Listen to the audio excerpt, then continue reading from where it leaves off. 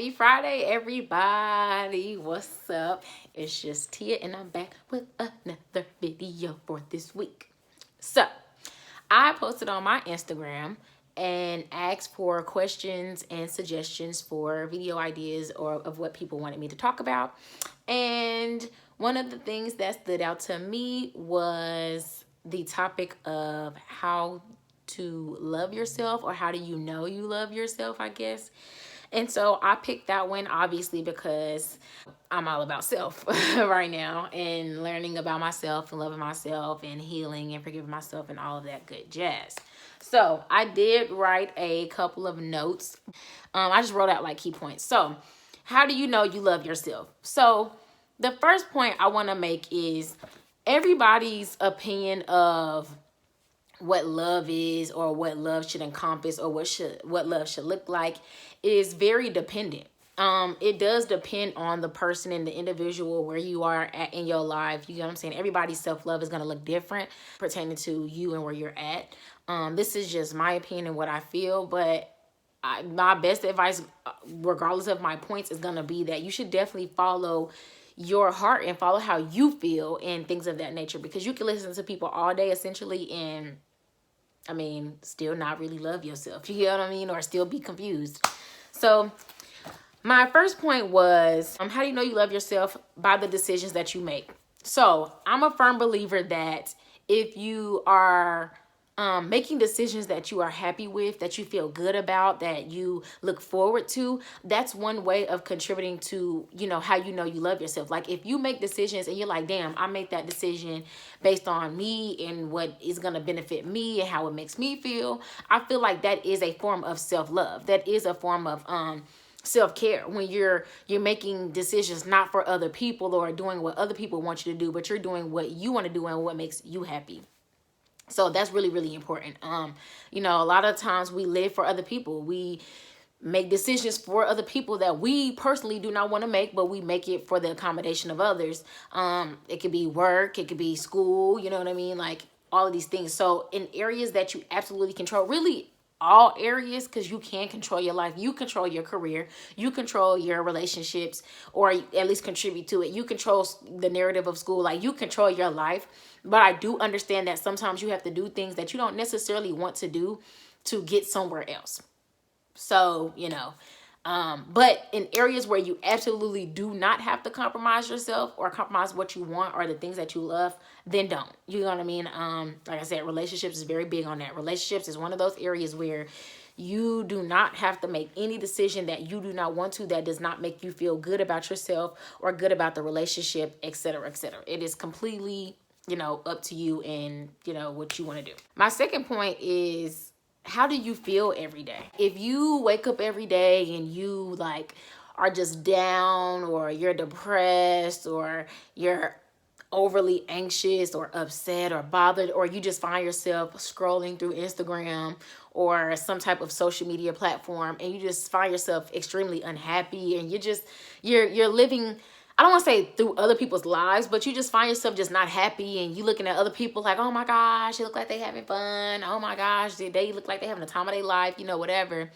And you find yourself wishing like, damn, I wish that was me. I wish I had friends. I wish I had a relationship, or I wish I was married, or I wish I had a certain level of money, or I wish I was living a lifestyle. I think that is a good indication that, you should probably take a look at your life. You know what I mean?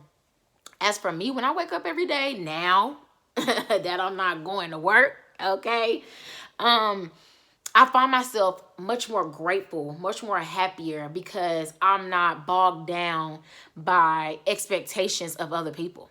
Work, friends, whatever, all relationships, everything. Like I do what I want to do and what makes me happy. So therefore, because every day I'm doing something that makes me happy, I literally do what I want to do, I feel good every day. I wake up every day grateful. I wake up every day happy with who I am, because it's like I'm making my business to pour into myself and to love myself. And I feel like at this point, I think this is why I love quarantine so much, and this is a little bit off topic, but I think the reason why I love quarantine so much is because it finally gives me the opportunity to just love on me.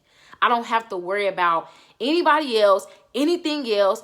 you know, nobody else's problems. This person has this expectation of me. Like, I literally do what I want to do. You get what I mean? Like, I say affirmations to myself every day and every night before I go to bed. I pray every night. I pray for everything that I want. I speak things that I want. I journal, but I always kind of semi fall off. But I find myself doing it. It's no pressure. I just don't put any pressure on myself. So I feel that when you commit every day to doing things that you want to do, you're gonna feel better. You get what I'm saying? Because you're doing what you want to do. You get what I'm saying? And you have to create those pockets of time for yourself. So if you're a person who does have kids, or you have to work from home, or you have a spouse or things of that nature, or you have some form of responsibility, it's important to do your responsibility, but to carve out time for yourself. You get what I mean? You have to carve out a block of time where it's like, this is my time of what I want to do. You get what I mean? And I really feel like at this point, because we're stuck at home, is no reason not to. You get what I mean? Even if your time is just sleeping, that's still your time to do what you want to do. You get what I'm saying? Like, your time doesn't have to be spent being 100% productive all the time, every day, all day, or else it's, you know, all hell's gonna break loose. It doesn't have to be like that. Whatever it is you want to do. If you want to make a video to yourself, talking to yourself, I do that often. Every day. Some days I may skip it, but I make videos of myself and I just talk. I talk about how I feel. I say the truth. Whatever it is I'm going through, whatever it is that I'm feeling, I just do it. You know what I mean? And that makes me feel better because I have an outlet. You get what I'm saying? So you have to find something that works for you, that you enjoy, that you want to do, that doesn't require a lot of effort. It's like, I want to do this. You get what I mean? And just do it. And that's going to contribute to how you feel every day. And in turn, that's going to help you to love yourself more, because you're catering to yourself instead of always kind of catering to other people. My third point is, I said, being on track with your goals. So I am I would say I'm a goal-oriented person. And I get that everybody is not goal-oriented, but it doesn't necessarily have to be goals of like, oh my gosh, like, you don't have to have goals that require a lot of pressure.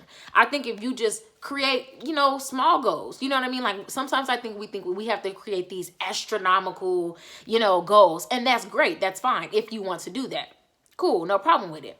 But if you find yourself kind of already overwhelmed with like the daily things that's going on, trying to create these astronomical goals could actually, like, you know, do more harm than good.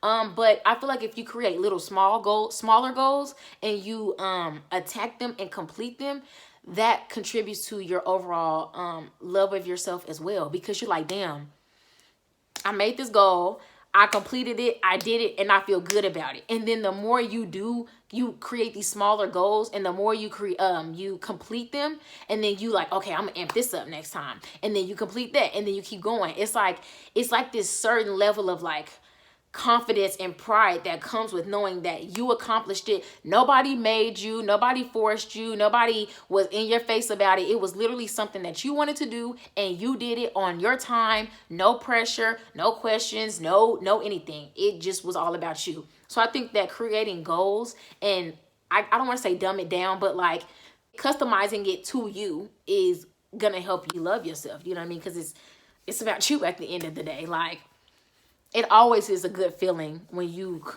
complete small goals. You know what I mean? An example of that could be, I'm gonna fold all the laundry, and you did it, and that's something to feel good. I know a lot of people feel like, what? That's nothing. Like, you supposed to do that, whatever the case may be. But look.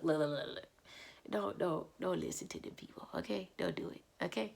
Because they something else, okay? One of my goals, hell, is to drink a liter of water every day. Do I do that? No, but when I do it, I celebrate, hell, because I'm glad I did it. Because yesterday I didn't. Last point was being honest to yourself about yourself. This one is it's a sticky one. It is. And I say sticky because being honest with yourself, and it's a part of self-discovery, and you have to be a person who is open to these things. You get what I mean? Like, to be honest with yourself is to get away from the noise and get away from everybody else and everything, and hone in on you and say, like, for example, like earlier when I mentioned, if you find yourself scrolling through Instagram or some social media platform, and you feel like, oh my gosh, like, like that's a moment for you to be honest with yourself and be vulnerable. Like, okay, why do I feel like this? You get what I mean? And you have to be honest about how you feel. I'm not saying that you have to be honest to other people, because that in itself can be a challenge. When you have to be vulnerable or be open and you're not used to it, and then you have to turn around and do it to somebody or with somebody. That's kind of difficult if you're already not used to doing it. So I feel like starting with yourself is most important. And I feel like as much as we try to run from ourselves, you can't run from yourself. You can run from other people and hide from other people, but you can't hide from yourself. Just even little things, just saying, okay, questioning yourself. Okay, why do I feel like this? Why does this? Why does that? Why does that bother me? Or why do I find myself, rolling my eyes about this? Or why talking to this person bothers me? And you really have to be honest with yourself. And I feel like when you're honest, you can change it and you can create the person that you want to be. And then you will love yourself. I don't really like saying that, but whatever. Let's say you're a hater. Okay. Let's say one of your friends post something on social media that they accomplished. They had 20 goals and they completed all of them in the month of April or the month of March, whatever. And you find yourself like, girl, please, like those goals, they wasn't even nothing. They was little. Or, she always trying to showcase to everybody that she made goals, or she do this and she do that. Stop and ask yourself, why am I doing that? Like, why am I acting like that? Why do I feel like it's a bad thing or whatever the case may be because she want to post it? Like, okay.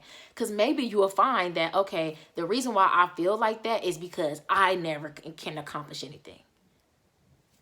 Maybe that's the truth. Maybe you're kind of low-key hating or feeling insecure because you feel like, damn, this person always can do it and I never can complete anything. And then, like I said, you then once you be honest, that opens up the dialogue for you to be able to change it and say, okay, you know what? How can I change this then? If I always feel like I never can complete anything, how can I change this? Okay, what's some things I want to do? Some small goals. Like I broke it down earlier. And then go from there. You get what I mean? Or I get jealous when I see other girls' bodies or other dudes' bodies or whatever the case may be. You have to determine, okay, why? Well, maybe because I want a body like that. Okay, well, why do you want a body like that? Is it because society tells you that you're supposed to have a body like that? Do you feel like you should have a body like that because you've always wanted that? Like me personally, ever since high school, I've always wanted abs. Never got them. Always wanted them. You understand? But that wasn't really because society was telling me. I just personally thought abs are sexy. To this day, I still think abs are sexy. You know what I mean? I know people like to say, oh, abs on women are manly, but I don't really care. I think it's sexy. But I'm like, okay, I have to change that though.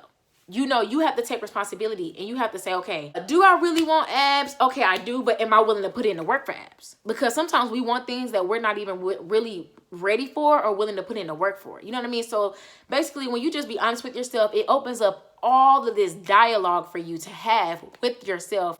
And that way you can cultivate change. You can start creating change and saying, you know what? I want to change this narrative about myself. And when you do that, automatically, you're going to, I don't want to say automatically, but slowly but surely, gradually, you're going to start feeling like, damn, I love myself. I love the person I'm becoming.